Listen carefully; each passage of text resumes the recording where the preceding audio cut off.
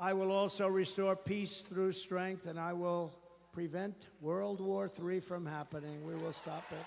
2 days ago, I watched a parade of the Taliban in Afghanistan. Did you see it? The Taliban, where they were showing all of our equipment that they took from America, $85 billion worth.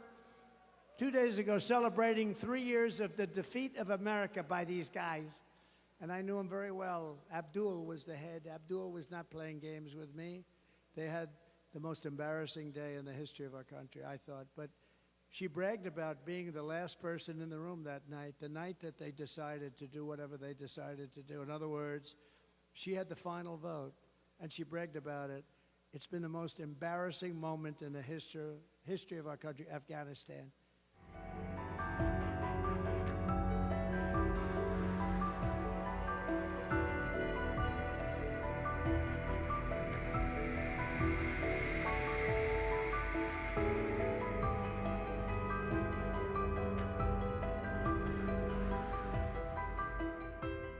I will also restore peace through strength, and I will prevent World War III from happening. We will stop it. You know, when crooked Hillary Clinton was running against me, she said, "Look at him, listen to him. He will start a war, a world war." We had no wars other than I defeated ISIS in its entirety, 100% of the ISIS caliber. Listen to his rhetoric. Listen to his horrible tone. I said, that horrible tone is going to keep people from fighting us, and that's what happened. We had no wars. It's been 81 years since that happened for a president. No wars, other than ending some wars that we're in and defeating ISIS. 2 days ago, I watched a parade of the Taliban in Afghanistan. Did you see it? The Taliban, where they were showing all of our equipment that they took from America, $85 billion worth. 2 days ago, celebrating 3 years of the defeat of America by these guys. And I knew him very well. Abdul was the head. Abdul was not playing games with me. We had, they were executing a lot of our soldiers. And I spoke to him. I said, "Abdul, don't do it anymore. There'll be no more." Anyway, I said it pretty tough.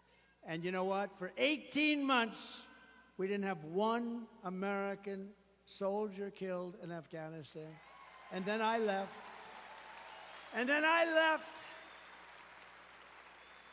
And this bunch of incompetent people took over, and it all started up again. And then they had the most embarrassing day in the history of our country, I thought. But she bragged about being the last person in the room that night, the night that they decided to do whatever they decided to do. In other words, she had the final vote, and she bragged about it. It's been the most embarrassing moment in the history of our country, Afghanistan. It should have never, ever happened. We should have gotten out with dignity and strength. And you don't take your military out first. You take your military out last. They couldn't believe we did it. Under Trump, we will have no more wars, no more disruptions, and we will have prosperity and peace for all. And again, we're going to bring back that American dream for all of the young people in this audience and some of the old ones. We will stop the invasion. We will end migrant crime. We will support our great police. We will strengthen our military, build a missile defense shield over the top of our country, an Iron Dome. It'll be a great Iron Dome, and much of it will be made right here in the Commonwealth of Pennsylvania. Why shouldn't we have that? Why shouldn't we have that? Other countries can have it, but we can't. It was our idea. It was our, Ronald Reagan wanted it many years ago, but then, in all fairness, you didn't have the technology. Today you do. We're going to have an Iron Dome to protect us from the lunatics out there. And we're going to keep critical race theory and transgender insanity the hell out of our schools. And we're going to keep men out of women's sports. No men in women's sports.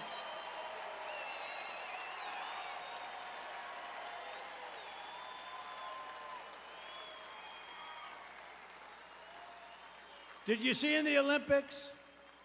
They had two transitioned. They transitioned. They were men, they transitioned to women, and they were in the boxing. And a young Italian woman was boxing one of the transitioned men, and she got hit with a jab, just boom. A jab is not like the hard. This is the harder one, right? If you're right-handed. Boom. And she backed up. She said, "What just hit me? I just got hit with a horse. What just hit me?" Think of that. Then he did it again. Boom. And she said, "Okay, that's enough." 2 jabs. Then the other one, and by the way, he went on to easily win the gold medal. He just walked through everybody.